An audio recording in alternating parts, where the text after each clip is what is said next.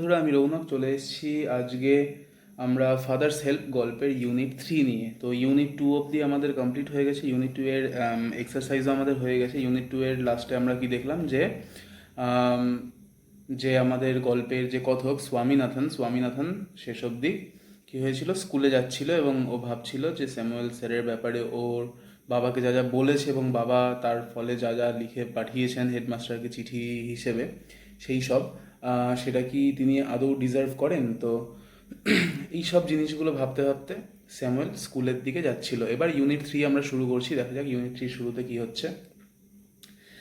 As he entered the school gate, an idea occurred to him.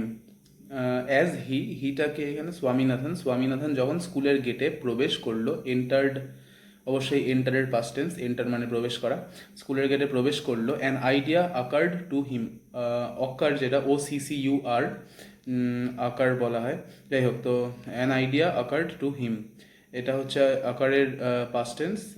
আকার মানে basically ঘটা, কোনো ঘটনা যখন ঘটে তখন সেটাকে আকার্ড বলা হয়, কিন্তু এখানে অ্যান আইডিয়া আকার্ড টু হিম মানে কি ওর মাথায় একটা বুদ্ধি এলো। তাহলে যখন স্কুলের গেটে ঢুকলো স্বামী, তখন ওর মাথায় একটা বুদ্ধি এলো।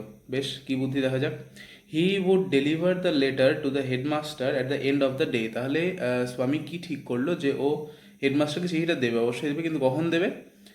At the end of the day, যখন পুরো দিনের শেষে, মানে পুরো স্কুল ফুল করবে, স্কুল ছুটি হয়ে যাবে, তারপরে কি চিঠিটা দেবে, এরকম ও ডিসাইড করলো। দেয়ার ওয়াজ আ চান্স, একটা চান্স আছে, একটা চান্স ছিল, Samuel might do something during the course of the day to justify the letter. আচ্ছা, জাস্টিফাই মানে কি? জাস্টিফাই মানে হচ্ছে টু জাস্ট সামথিং, মানে বেসিক্যালি জাস্টিফাই মানে কি বলা হয় ওটাকে? ন্যায্যতা, কোনো কিছু ন্যায্যতা যাচাই করা, ঠিক আছে। টু বলতে পারো to give reason to something. তাহলে স্যামুয়েল কেন ভাবলো যে চিঠিটা ও দিনের শেষে গিয়ে হেডমাস্টারের ঘরে দেবে? কারণ ওর মনে হলো সারা দিনের মধ্যে স্যামুয়েল স্যার এমন কিছু করতে পারে যাতে এই চিঠিটা দেওয়াকে ও জাস্টিফাই করতে পারে, যাতে চিঠিটা জাস্টিফাইড হয়, মানে যাতে চিঠিটা আর পেছনে কোনো কারণ থাকে, মানে স্যার আজকে আমার সাথে খারাপ ব্যবহার করলেন, সেই জন্য আমি চিঠিটা দিয়েছি, এরকম একটা ব্যাপার। দেয়ার ওয়াজ আ চান্স, যাই হোক। নেক্সট কি বলছে? স্বামী stood at the entrance to the class, to his class. স্বামী তাহলে ক্লাসের কোথায় দাঁড়িয়েছিল? এন্ট্রান্সে। এন্ট্রান্স মানে যেখান দিয়ে আমরা এন্ট্রি নিই, যেখান দিয়ে কোনো জায়গায় প্রবেশ করা হয়, তাহলে এন্ট্রান্স মানে হচ্ছে ক্লাসের দরজা, দরজার সামনে দাঁড়িয়েছিল। Samuel was teaching arithmetic. Arithmetic মানে কি? অ্যারিথমেটিক মানে অবশ্যই গণিত, অঙ্ক, কিন্তু স্পেশালি অ্যারিথমেটিক মিন করে হচ্ছে কি জিনিস? পাটিগণিত, কেমন? তো স্যামুয়েল ক্লাসে তাহলে কি পড়াচ্ছিলেন? Samuel was teaching arithmetic, Samuel ক্লাসে অঙ্ক করাচ্ছিলেন। হি লুকড অ্যাট স্বামী, তিনি স্বামী দিকে তাকালেন। অবভিয়াসলি ক্লাসের দরজার সামনে এসে একজন দাঁড়িয়ে আছেন, তো উনি দেখলেন দরজার সামনে স্বামী। আচ্ছা,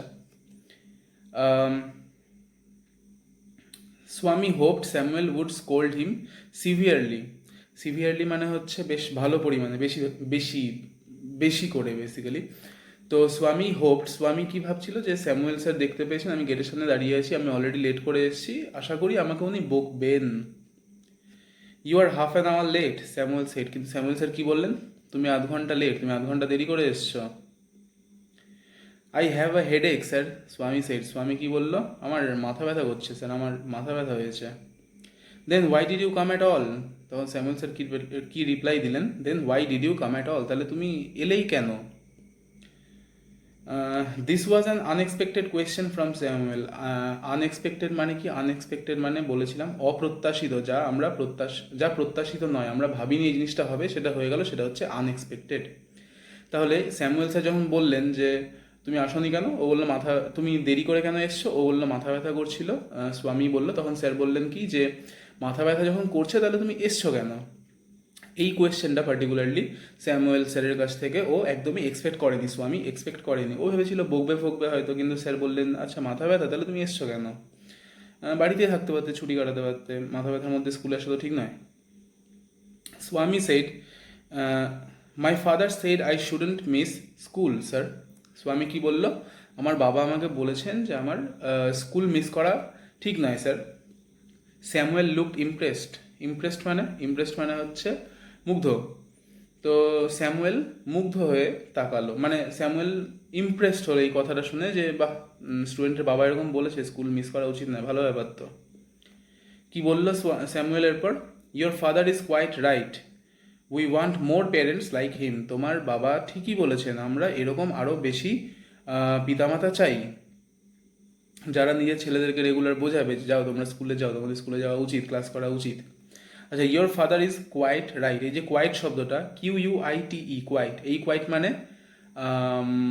বেশ কিছুটা পরিমাণে বা যথেষ্ট পরিমাণে, কিন্তু আরেকটা ওয়ার্ড হয় যেটা হচ্ছে কোয়াইট, যেটার উচ্চারণ সেম কিন্তু স্পেলিং QUIET হয়। সেই কোয়াইট মানে কি? সেই কোয়াইট মানে হচ্ছে চুপ করে থাকা, ঠিক আছে? কিপ কোয়াইট যেটা ডাক্তারের চেম্বারে লেখা থাকে, সেই কোয়াইটটা QUIET, আর এটা QUITE। এই কোয়াইট মানে হচ্ছে যথেষ্ট পরিমাণে বা বেশি পরিমাণে। আচ্ছা, এবার স্বামী কি বলছে?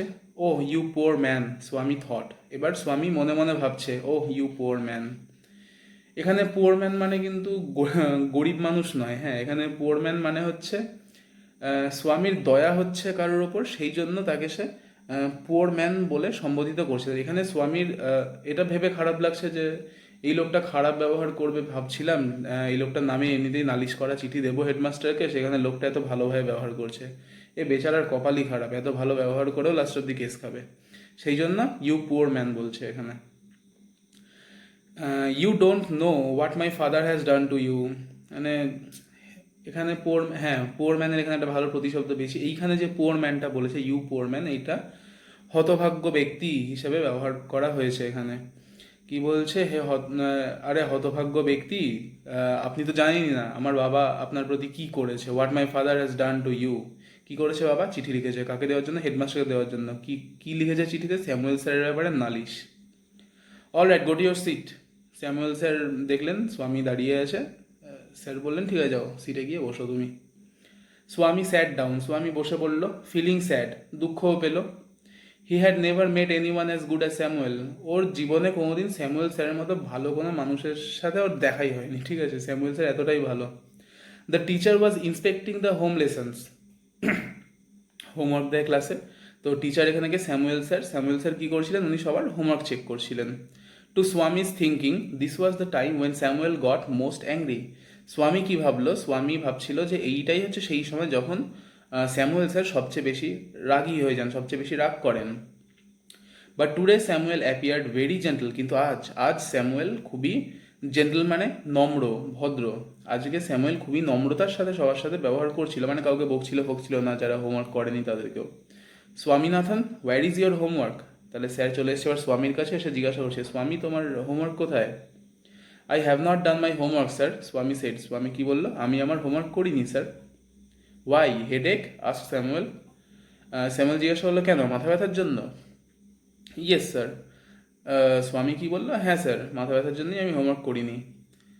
All right sit down, Samuel said. Samuel কি বললো? বেশ ঠিক আছে বসে পড়ো। মানে স্যামুয়েলকে মিনিমাম বকলো না, কিচ্ছু করলো না, জাস্ট বললো ঠিক আছে করনি, বেশ করেছো, মাথা ব্যথা হচ্ছিল, বসে পড়ো। When the bell rang for the last period at 4:30, কটার সময় স্কুল ছুটি হয় স্বামীর? 4:30 সময়, এটা কিন্তু মাথায় রাখতে হবে। 4:30 সময় ছুটির ঘন্টা পড়লো। Swami picked up his books and ran to the headmaster's room. Swami নিজের ব্যাগ গোছালো, ব্যাগটা নিল, নিয়ে সোজা হেডমাস্টার রুমে দৌড় লাগালো। He found the room locked, গিয়ে কি খুঁজে পেল? যে হেডমাস্টার রুমে তালা মারা, locked. The peon told him, peon ওকে কি বলল? Told him the headmaster had gone on a week's leave, headmaster 1 সপ্তাহের ছুটিতে গেছে। Swaminathan ran away from the place, Swaminathan দৌড়ে ওখান থেকে চলে গেল। As soon as he entered home with the letter, father said. এবার চিঠিটা হাতে করেই আছে, ওর হাতে করে নিয়ে গেছিল হেডমাস্টার রুমে, গিয়ে জানতে পারলো যে হেডমাস্টার নেই, 1 সপ্তাহ ছুটিতে গেছে। ও পুরো চিঠি হাতে নিয়ে দৌড়ে বাড়ি চলে এসছে। এবার যখনই ও as soon as he entered the home with the letter, যখনই ও চিঠিটা হাতে নিয়ে বাড়িতে প্রবেশ করলো, ফাদার সেড, ওর বাবা বলল, I knew you wouldn't deliver it, আমি জানতাম তুমি এটা ডেলিভারি করবে না, তুমি এটা দেবে না, পৌঁছে দেবে না। কিটা? চিঠিটার কথা বলছে, তুমি চিঠিটা যে পৌঁছে দেবে না হেডমাস্টারকে সেটা আমি জানতাম। But the headmaster is on leave, Swami said. Swami কি বললো? কিন্তু হেডমাস্টার তো ছুটিতে। Father snatched the letter away from Swami and tore it up. আচ্ছা, সবার ফার্স্টে স্ন্যাচড, এখানে দেখতে পাচ্ছ বোল্ড করা আছে, কাজে নিচে মিনিং দেওয়া আছে। টুক অ্যাওয়ে ফোর্সিবলি, স্ন্যাচড মানে হচ্ছে বেসিক্যালি ছিনিয়ে নেওয়া। যেরকম একজন ভদ্রমহিলা রাস্তা দিয়ে হাঁটতে হাঁটতে যাচ্ছিলেন, যার হাতে একটা পার্স ছিল, একজন চোর এসে সেটাকে স্ন্যাচ করে নিল, সেটা ছিনিয়ে নিয়ে চলে গেল। ঠিক আছে, এইটা হচ্ছে স্ন্যাচ করা, মানে জোর করে কেড়ে নেওয়া আর কি। তাহলে বাবা কি করলেন? Snatch the letter away from স্বামী, স্বামীর কাছ থেকে চিঠিটাকে ছিনিয়ে নিলেন এবং টোর ইট আপ। টোর হচ্ছে টিয়ারের পাস্ট টেন্স, TEAR, টিয়ার। টিয়ার মানে হচ্ছে ছেঁড়া, টিয়ারের পাস্ট টেন্স টোর ইট আপ। চিঠিটা ছিনিয়ে নিলেন এবং ছিঁড়ে ফেললেন। Don't ever come to me for help if Samuel scolds you again, you deserve your Samuel, he said. বাবা তাহলে চিঠিটা ছিঁড়ে ফেললেন, দিয়ে কি বললেন?